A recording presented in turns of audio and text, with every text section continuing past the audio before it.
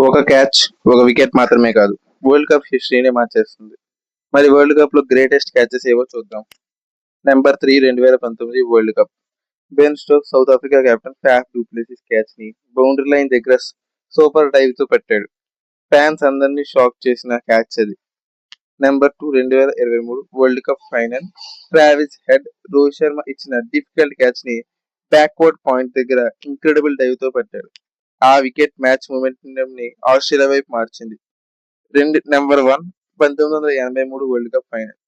West Indies legend Viv Richards dangerous గా batting చేస్తున్నాడు.